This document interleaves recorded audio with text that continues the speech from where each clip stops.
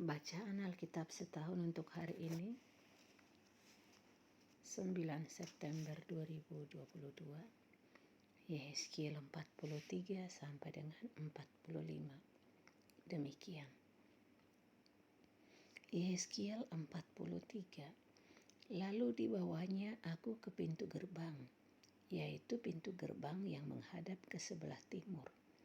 Sungguh, kemuliaan Allah Israel datang dari sebelah timur, dan terdengarlah suara seperti suara air terjun yang menderu, dan bumi bersinar karena kemuliaannya.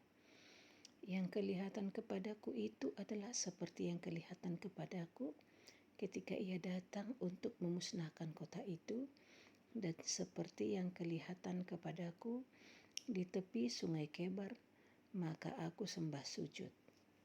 Sedang kemuliaan Tuhan masuk di dalam bait suci melalui pintu gerbang yang menghadap ke sebelah timur.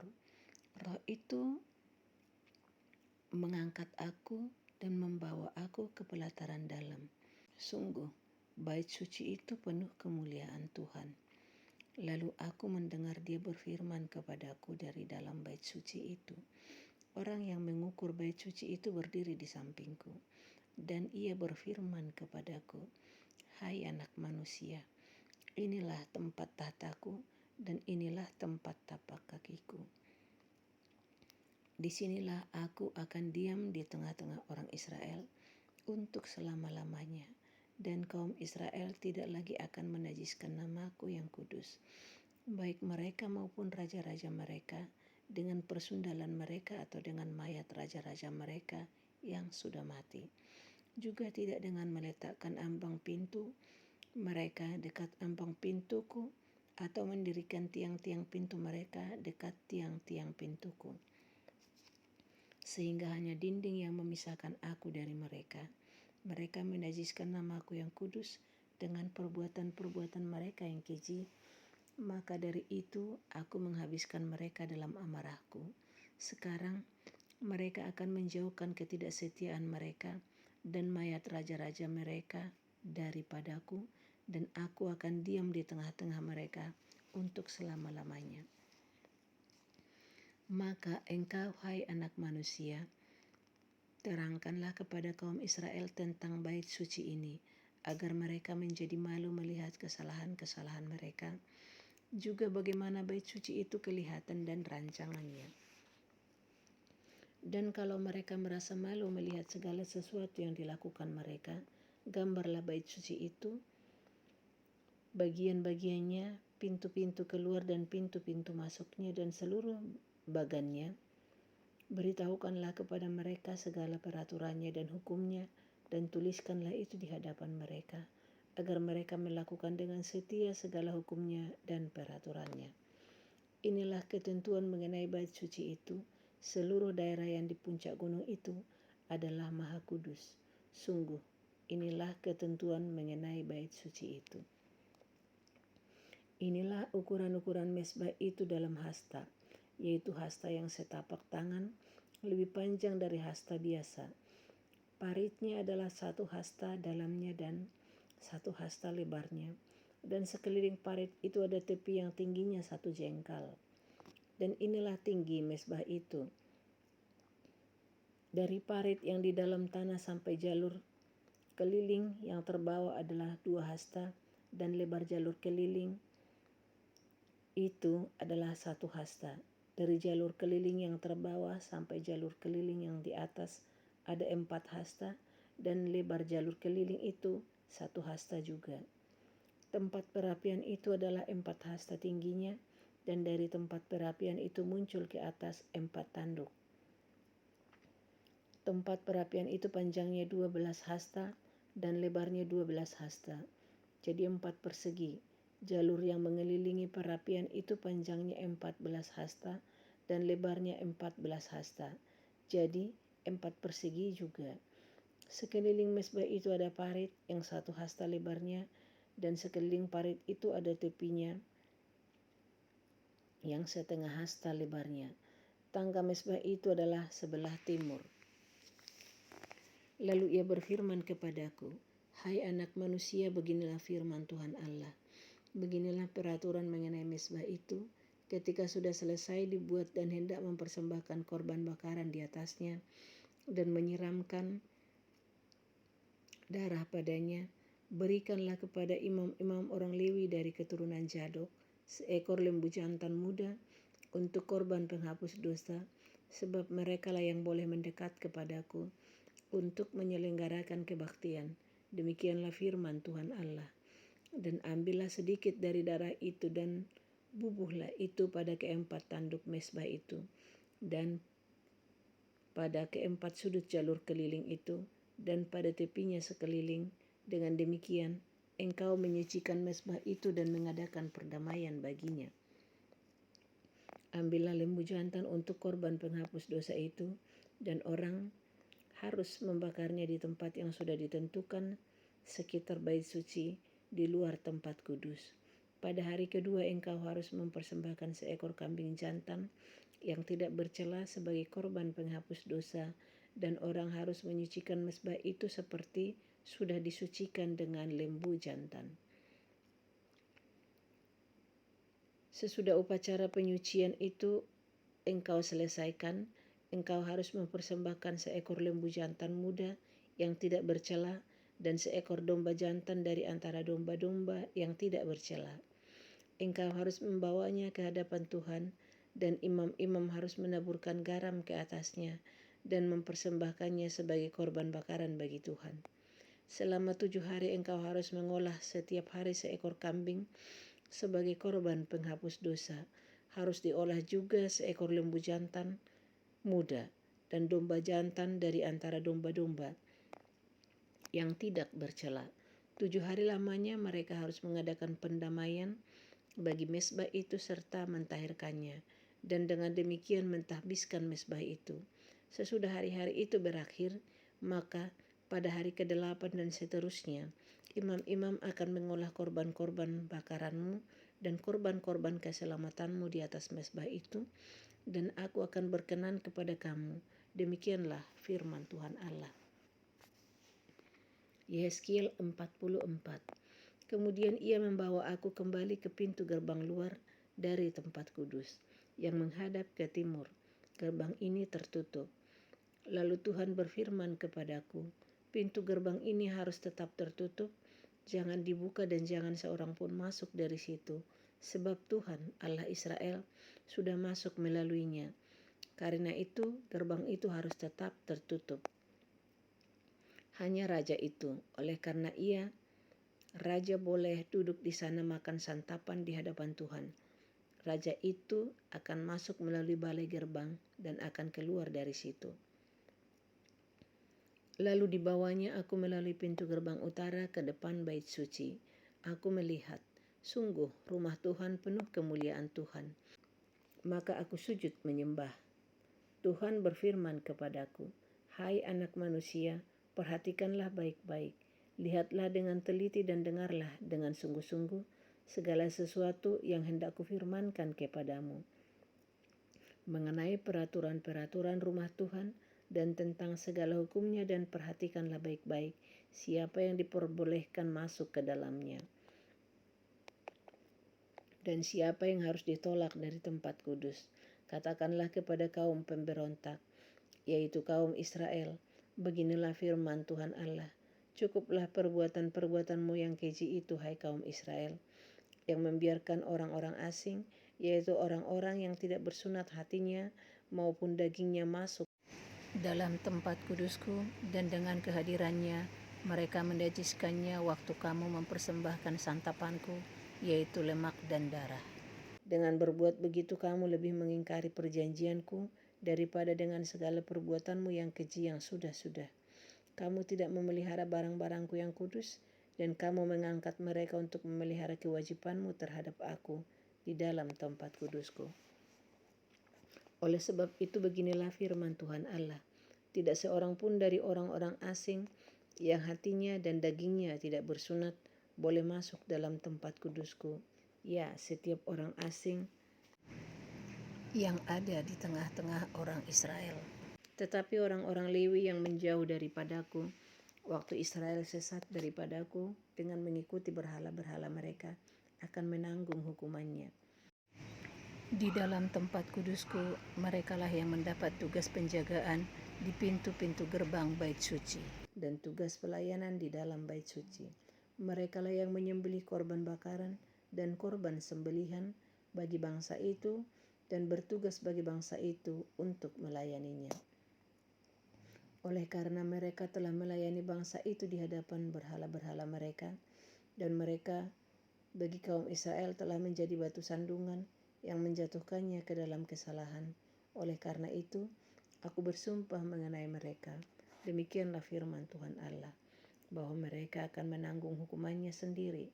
Mereka tidak akan mendekati aku untuk melaksanakan tugas imam di hadapanku, ataupun mendekati segala barangku yang kudus, atau persembahan-persembahan maha kudus. Mereka akan menanggung nodanya yang timbul karena perbuatan-perbuatan mereka yang keji. Aku menetapkan mereka untuk bertugas di bait suci dan melakukan segala pelayanan yang berhubungan dengan itu dan melakukan segala sesuatu yang perlu di situ. Tetapi mengenai imam-imam orang Lewi dari Bani Zadok yang menjalankan tugas-tugas di tempat kudusku waktu orang Israel sesat daripadaku, merekalah yang akan mendekat kepadaku untuk menyelenggarakan kebaktian dan bertugas di hadapanku untuk mempersembahkan kepadaku lemak dan darah. Demikianlah firman Tuhan Allah. Merekalah yang akan masuk ke dalam tempat kudusku dan yang akan mendekati mejaku untuk menyelenggarakan kebaktian, dan mereka akan menjalankan tugasnya terhadap aku. Maka, kalau mereka hendak masuk dari pintu-pintu gerbang pelataran dalam, mereka harus mengenakan pakaian lenan. Mereka tidak boleh memakai pakaian bulu domba waktu mereka bertugas di pintu-pintu gerbang pelataran dalam atau waktu menyelenggarakan kebaktian dalam bait suci. Mereka harus memakai daster lenan dan memakai celana lenan, tetapi jangan memakai ikat pinggang yang menimbulkan keringat. Dan waktu mereka keluar ke pelataran luar menjumpai umat Tuhan itu, mereka harus menanggalkan pakaian mereka yang mereka pakai dalam menyelenggarakan kebaktian dan menyimpannya dalam bilik-bilik kudus, kemudian mengenakan pakaian yang lain, supaya umat itu jangan menjadi kudus disebabkan kena kepada pakaian imam-imam itu. Rambut mereka tidak boleh dicukur atau dibiarkan tumbuh panjang, melainkan harus dipotong pendek. Imam-imam tidak boleh minum anggur kalau mereka hendak masuk dalam pelataran dalam. Janda atau seorang perempuan yang telah diceraikan oleh suaminya, jangan mereka ambil menjadi istri, tetapi hanya seorang perawan dari keturunan kaum Israel atau seorang janda imam boleh mereka ambil. Mereka harus mengajar umatku tentang perbedaan antara yang kudus dengan yang tidak kudus dan memberitahukan kepada mereka perbedaan antara yang najis dengan yang tahir.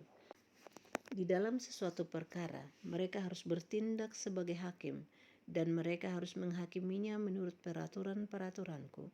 Mereka harus berpegang pada hukum-hukumku dan ketetapan-ketetapanku pada hari-hari rayaku dan menguduskan hari-hari sabatku. Mereka tidak boleh melihat orang mati, oleh karena dengan demikian mereka menjadi najis. Hanya dengan mayat bapaknya atau ibunya, anaknya lelaki atau perempuan, kakak adiknya perempuan yang belum kawin. Mereka boleh menajiskan dirinya. Sesudah pentahirannya ia harus menghitung 7 hari, dan pada hari ia masuk lagi ke tempat kudus, ke pelataran dalam, untuk menyelenggarakan kebaktian di tempat kudus. Ia harus mempersembahkan korban penghapus dosanya. Demikianlah firman Tuhan Allah. Mereka tidak mendapat bagian milik pusaka, sebab akulah milik pusakanya. Dan janganlah berikan kepada mereka tanah milik di Israel, sebab akulah milik mereka. Persembahan, korban penghapus dosa dan korban penebus salah, merekalah yang harus memakannya, dan segala yang dikhususkan di tanah Israel adalah bagian mereka. Dan yang terbaik dari buah sulung apapun, dan segala persembahan khusus dari apapun, dari segala persembahan khususmu adalah bagian imam-imam.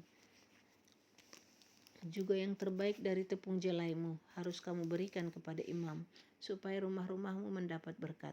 Segala burung atau binatang yang sudah mati, atau yang menjadi sisa mangsa binatang buas, janganlah dimakan oleh imam-imam.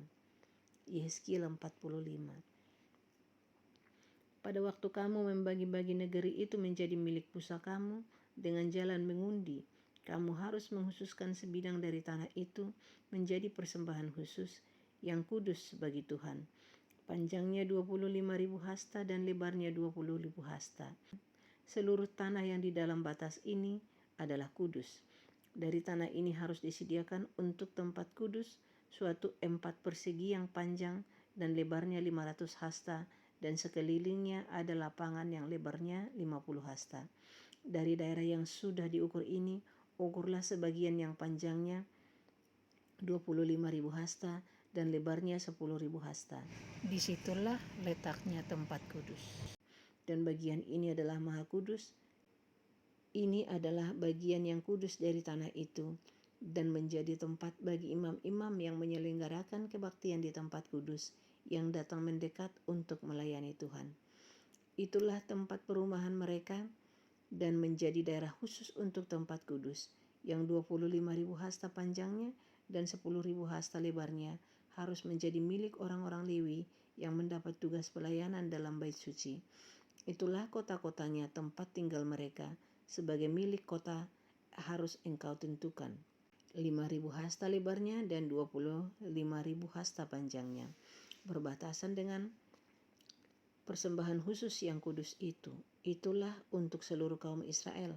Mengenai bagian raja itu, haruslah terdapat di sebelah barat dan di sebelah timur dari persembahan khusus yang kudus dan milik kota itu, dan harus berbatasan dengan kedua bagian itu. Yang di sebelah barat harus sampai ke perbatasan barat, dan yang di sebelah timur harus sampai ke perbatasan timur. Jadi panjangnya harus sama dengan panjang dari bagian suatu suku Israel, yaitu dari perbatasan barat sampai perbatasan timur negeri itu. Itulah yang menjadi miliknya di tanah Israel, dan raja-raja Israel tidak lagi akan menindas umatku.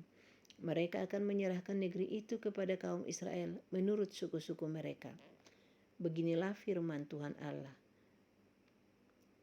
Cukuplah itu, hai raja-raja Israel. Jauhkanlah kekerasan dan aniaya, tetapi lakukanlah keadilan dan kebenaran. Hentikanlah kekerasanmu yang mengusir umatku dari tanah miliknya. Demikianlah firman Tuhan Allah.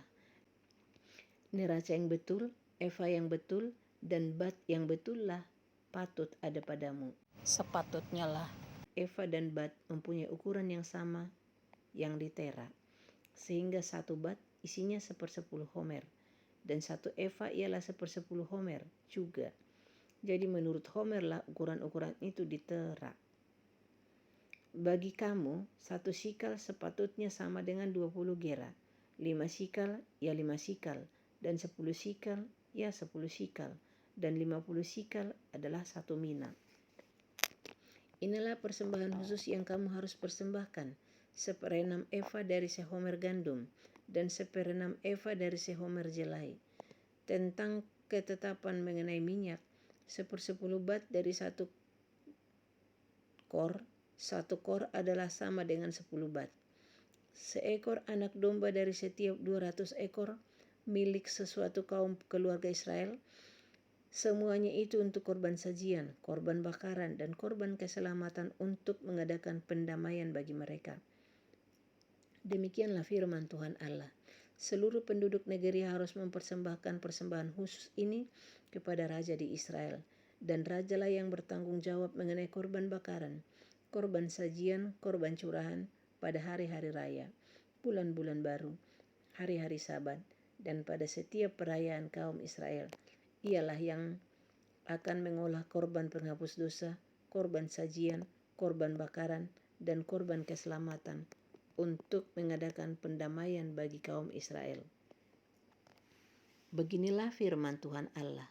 Pada bulan yang pertama, pada tanggal 1 bulan itu, ambillah seekor lembu jantan muda yang tidak bercela, dan sucikanlah tempat kudus itu.